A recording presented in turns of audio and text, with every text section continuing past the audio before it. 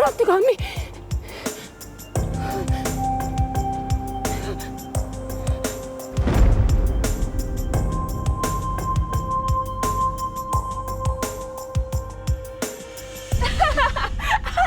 우리 떡볶이 먹으러 가자. 그럴까? 무슨 떡볶이 먹지? 야, 우리 재밌는 놀이 할래? 무슨 놀이? 우리 오빠가 알려준 건데 우리가 경찰이고 네가 도둑이야. 그래서 우리가 너를 잡으러 가는 거지. 경찰 도둑놀이? 오, 재밌겠다. 나는 너한테 선택권은 없어. 그냥 시키는 대로만 해. 그럼 나는 부잣집 주인 해야겠다. 그래. 시연이 네가 얘네 집에서 물건을 훔쳐서 우리가 잡으러 가는 거야. 근데 너무 빨리 잡히면 안 되잖아. 잡히지 않게 제가 연락에 뛰어야지. 아, 분위기가 좀 이상하죠. 이건 경찰 방망이. 미애 너도 하나 하고. 오, 폼 좀 나는데? 자, 이제 시작. 야, 도둑, 너 잡히면 죽는다.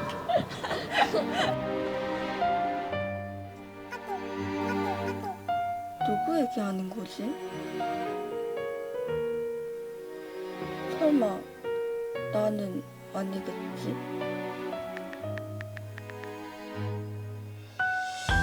왜 다들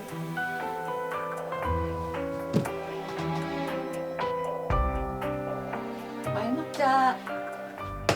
시연아, 왜 그래? 왜 울어? 엄마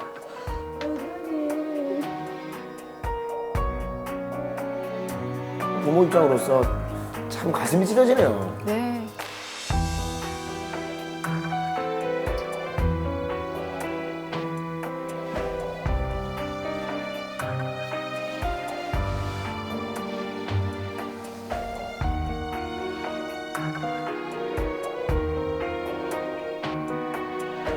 저 화면을 보는 엄마의 심정은 어떻겠습니까? 정말. 가슴이 찢어지죠. 근데 이것들을... 여보세요? 저는 그 길로 아이의 따돌림 폭력을 신고했고 선생님도 알고 계셨나요? 학교에서는 이내 학교폭력대책자치위원회가 열렸습니다.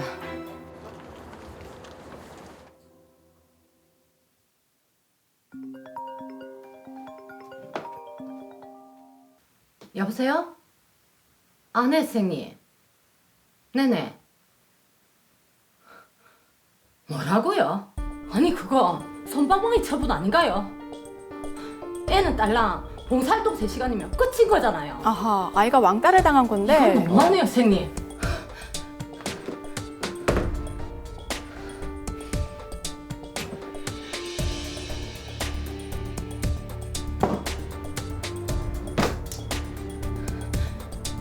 학교에서 이렇게 나온다 이거지.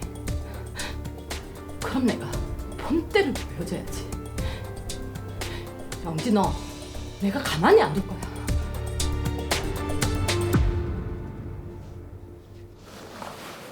시연아, 주눅 들지 말고 오늘도 학교 잘 다녀와. 응, 엄마. 응, 파이팅.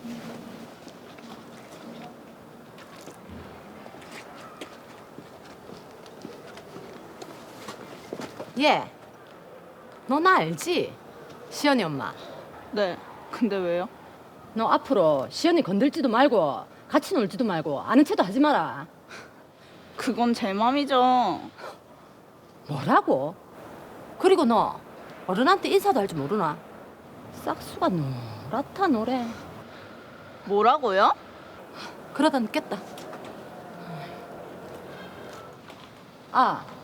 그리고 너 앞으로 시연이 근처에 얼씬도 하지 마라.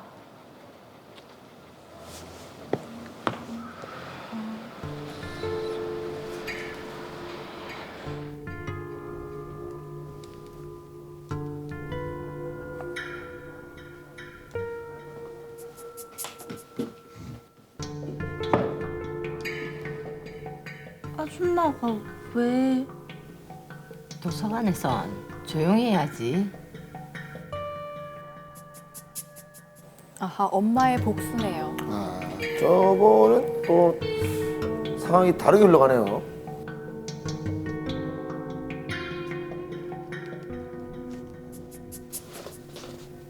이건 뭐지?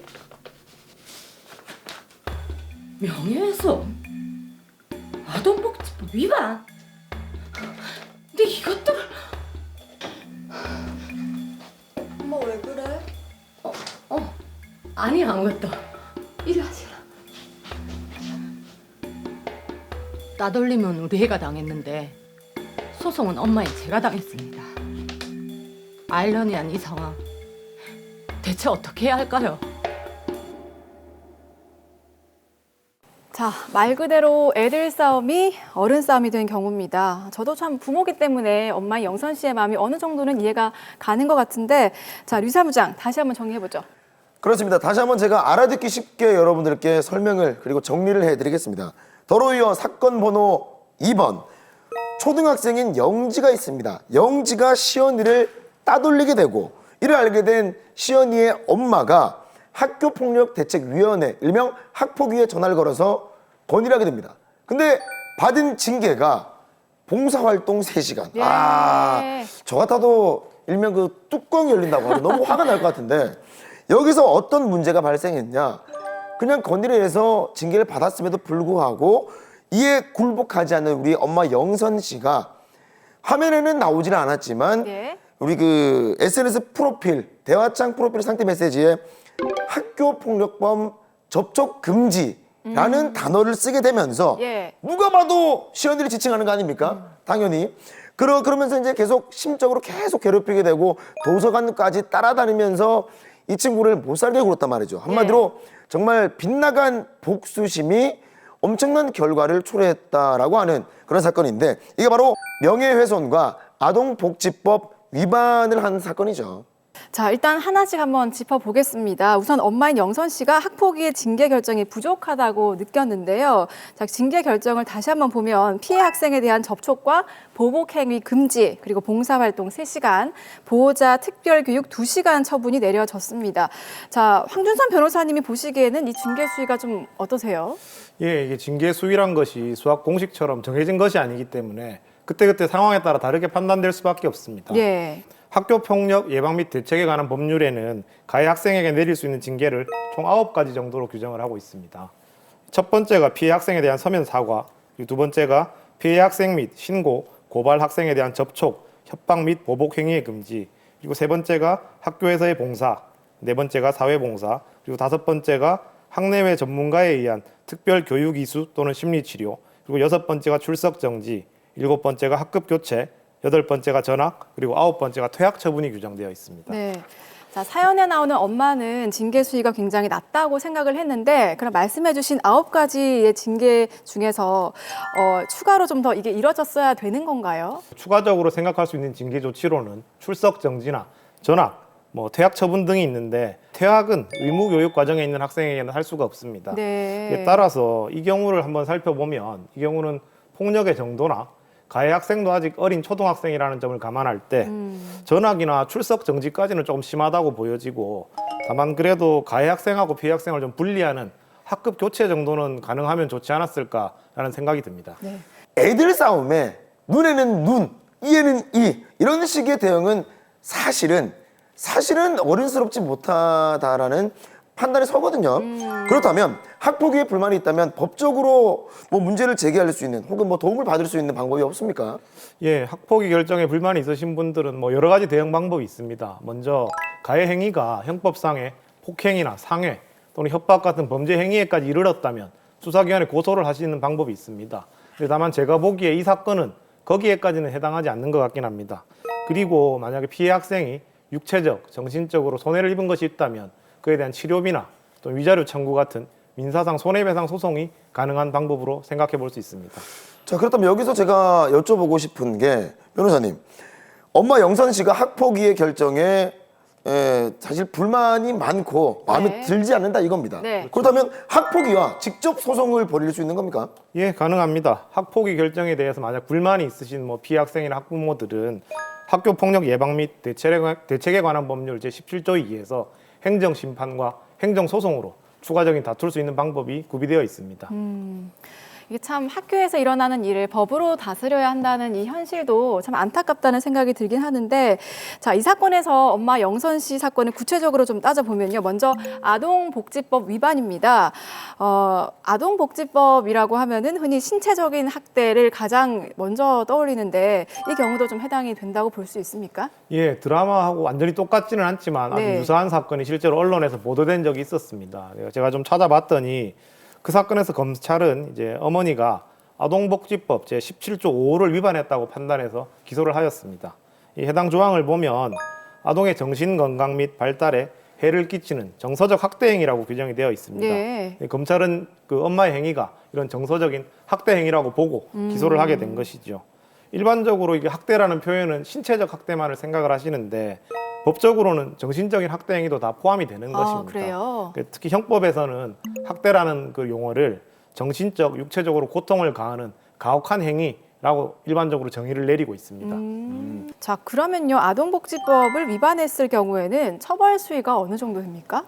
네, 아동복지법 그 처벌과 관련해서는 일반적으로 아동의 신체에 손상을 주거나 한 변호사님 말씀하신 것처럼 정서적으로 학대 행위에 해당이 된다면은 징역 5년 이하에 해당되거나 5천만 원 이하 벌금에 해당될 수 있습니다. 네. 자, 그리고 이 사건에서 이제 문제가 된 것이 명예훼손인데요. 이게 어떤 부분에서 명예훼손이라는 건가요, 황준선 변호사님? 예, 그 어머니가 이제 그 카카오톡 상태 메시지에 예. 학교 폭력범 접촉 금지라는 이 메시지를 쓰셨는데 예. 당시 그 단톡방에 등록되어 있던 사람들은 누구나 그 문구를 볼 수가 있는 그런 상태였고요. 당시에 또 그 카톡방에 계신 학부모들은 그 학생에 대해서 학폭위가 개최되었던 정황을 다 알고 계셨기 때문에 이렇게 학교 폭력범 접촉 금지라고 상태 메시지를 쓴 것이 그 학생의 명예를 훼손할 수 있는지 이 부분이 문제가 되었던 것입니다.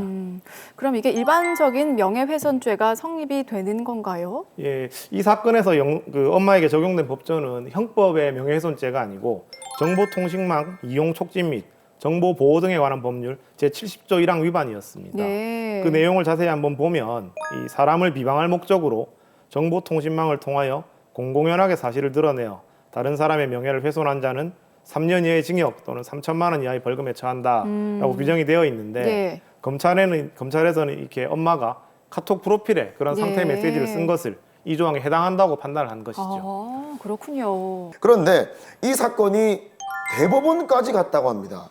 판결이 나왔습니까?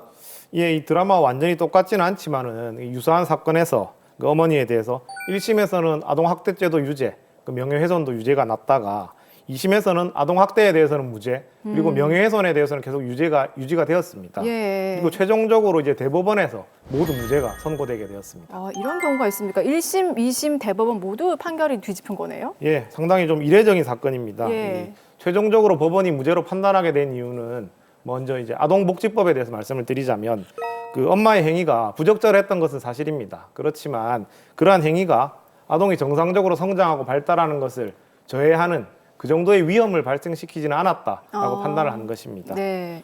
자, 그럼 명예훼손에 관련해서는 어떻습니까? 예, 이 명예훼손에 관련해서는 피고인이 이제 학교폭력범이라는 용어를 썼는데요.